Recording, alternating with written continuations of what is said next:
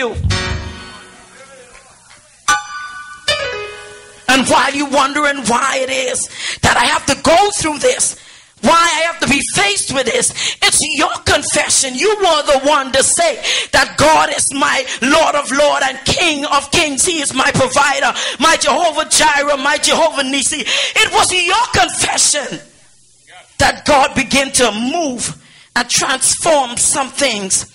And what issues does is that it makes you suspicious. It makes you feel like everybody talking about you. It make you feel like everybody is against you.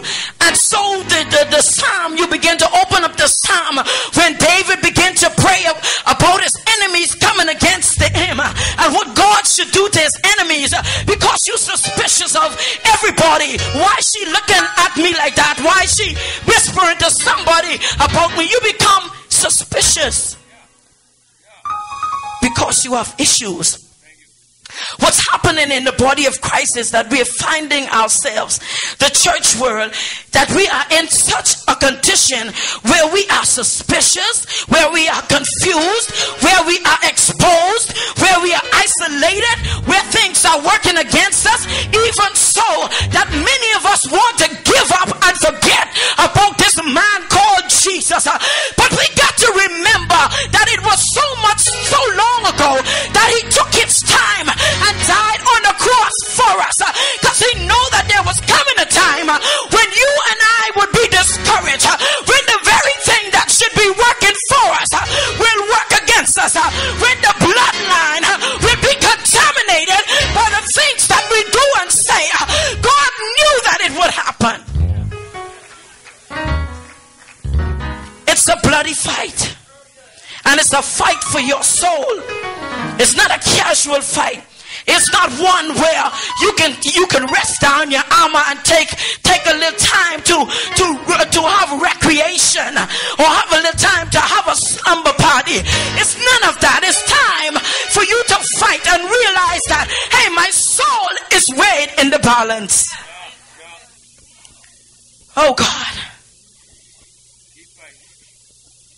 Say, for she said, if I may touch but his clothes, I shall be made whole. And what get me is this woman was not desiring simply to be healed. Because what happens is, if she was just desiring to be healed, just the issue would have stopped. It was only the blood that would have stopped if she was desiring to be healed. But you got to go back into the school of thought.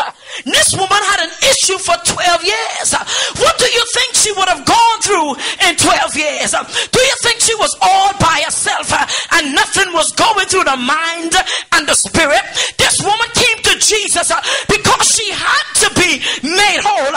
She had to get rid of the feeling of being rejected, of the feeling of being scorned, of the feeling of being laughed at. She had to wipe it in herself. She had to fight the thought of repaying those who render evil. She had to fight not to give evil back to them. She had to deal with all of this. She had to deal with the hurt, the hate.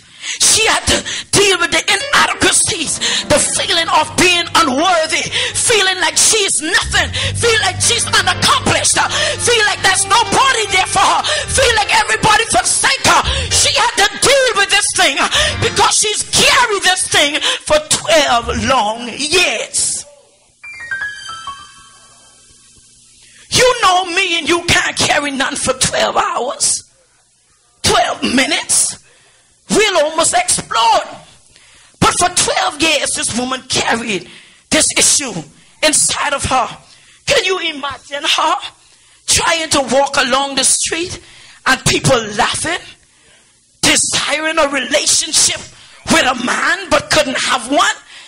Can you imagine her, even if she had children, she couldn't be in their presence. She couldn't feel a hug or a kiss from her child.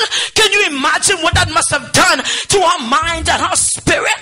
This woman needed to be made whole. She didn't need no healing. She didn't need this at this particular time. This blood situation situation wasn't even